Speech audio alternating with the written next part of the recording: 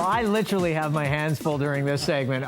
Three rowdy guests joining us, Dream, Wellesley, and Bob McGrath, as well, host of Sesame Street. And I'm the rowdiest of all. Yeah, you're gonna cause the most I got a very problems, rowdy little Dream here. Oh, my goodness. Look, you got the mellow one. I got the excited one. He's getting a little more excited at the moment. The name Dream is her name, and she's beautiful. Nice. She's How are you, Bob? Golden Retriever. I'm great. How are you? Good. It's nice to see you. And I mean, we always have lots to talk about, but I think the first thing we want to focus on is probably the telethon. You're here again for Variety Club, which you do every year. How important is this in your calendar and in your year? It's put in indelible ink every year as long as I'm invited. No, it's incredible. As long as you're invited. Bob, they can't disinvite you now. Well, sure they can. No one is indispensable.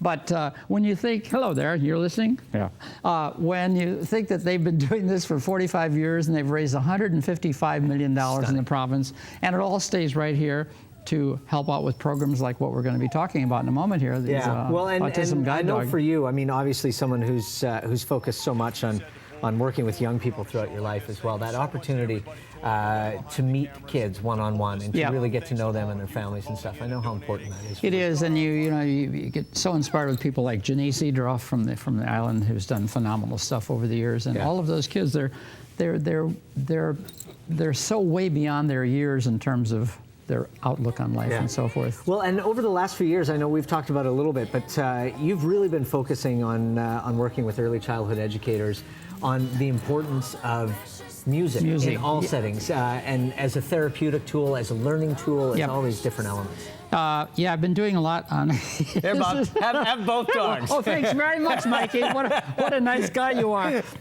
Yeah, they, music is being cut in the schools, certainly in the States and maybe in Canada. So I do a lot of national conventions with early childhood teachers and giving them some tools. We've even have a program where we've taken like 6 simple songs and tied it to 6 literacy skills, so they're learning literacy things along with song. And I mean, for someone who's dedicated so much of their life to combining that, music and education and reaching young people, you must get frustrated sometimes when you see what's happened in the educational system. Yeah, it's very discouraging. They're cutting teachers. Forget music specialists. There's very few of those around, but it is a little bit discouraging. The priorities seem just kind of crazy right now, and they're cutting education. So what do you see when you go into one of these seminars and you start talking about your stuff? What kind of transformation do you see the educators and the light bulb moments? The great part is that these are all teachers in their 30s and 40s that grew up with watching Sesame. So first of all, they're tripping out. Boy, it's like Sinatra walking on stage, kind of thing. That's kind of fun. And but they're all very, you couldn't find a more target audience to work for, and they love it because they get almost no training in their college training, at least at the States. I'm not talking about Canada. Yeah. My granddaughter is going to be a senior at Syracuse and teaching.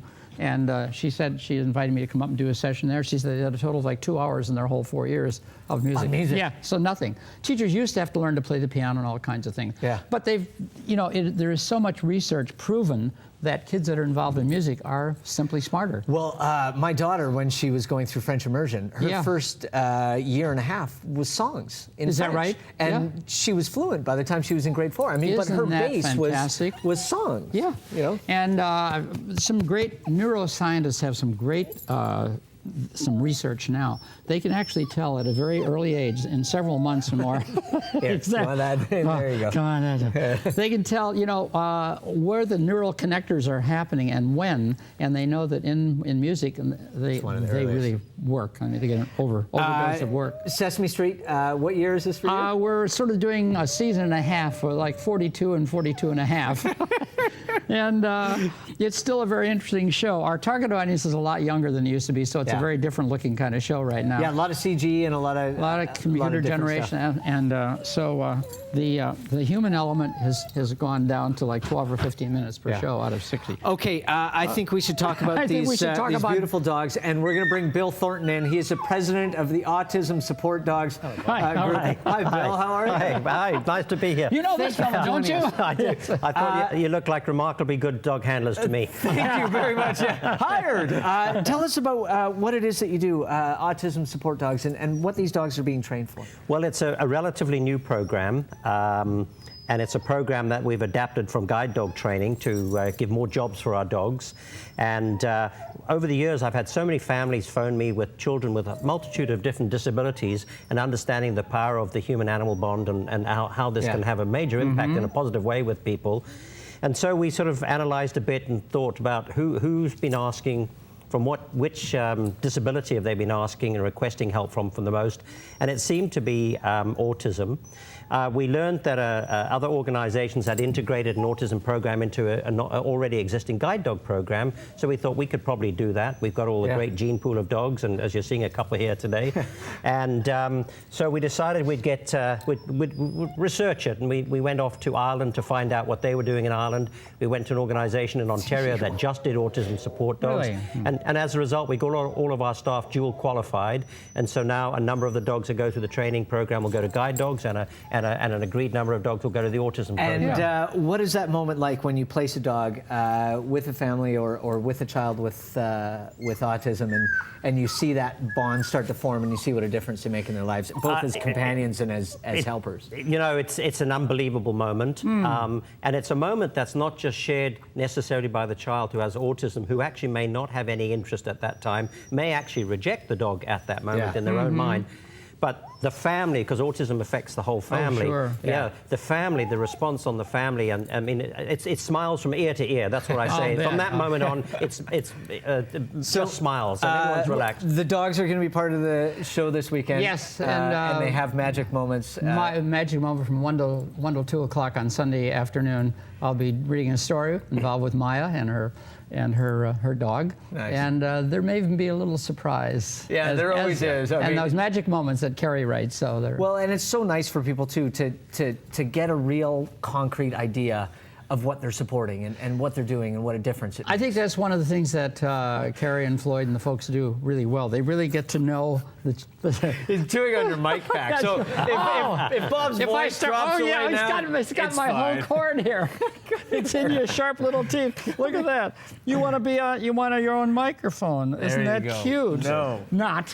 But anyway, yeah. So she's going to be on, and I think may have a few doggies show up and so forth. So I'm not going to spoil this. Bill, can people support in other ways? Obviously through Variety and making a donation. But is there another way that people? Yeah, the best way this weekend is if they can support Variety, because Variety supported us in a huge way. They're actually founding patrons of Autism Support Dogs. Yeah. So this is the weekend where the public here, though, as we know, Bob, they're so generous here in Vancouver. That's incredible. We're just one of the charities that's supported by Variety. Yeah. And so this is the weekend. I think it's great getting the word out about autism dogs because it was the first time to be honest, I was aware of autism as opposed to blind dog. I've been in guide dogs for nearly 40 years, and I'm telling you, this program's going to be as big, if not bigger, than guide dogs. And how long where does it go back to? About when did autism start? Probably only about 15 years ago really? or so. So it's still very, very new. Yeah. Hey, mister, don't take over my job. I'm sorry. What do you think you're up to here? I'm having a great time, Bob. You're trying to push me out of my job. It's been great having you here today. Thanks. Thanks, Bob. Bill, thank you very much. Thank you both very much. You, of course, can watch the telethon this weekend, February 12th, 7 p.m., all day February 13th on Global TV. And congratulations to everyone at Global. They do such an incredible job over there. 45 years, hundreds of millions of dollars. For more information on Autism Support Dogs, you can visit their website as well. Gentlemen, thank you very much. Always a pleasure. And remember also, while it's top of mind, support legislation to increase the amount of music in schools. This can do nothing but help develop our children in positive ways. Guys, thanks very much. We're going to take a break and come back.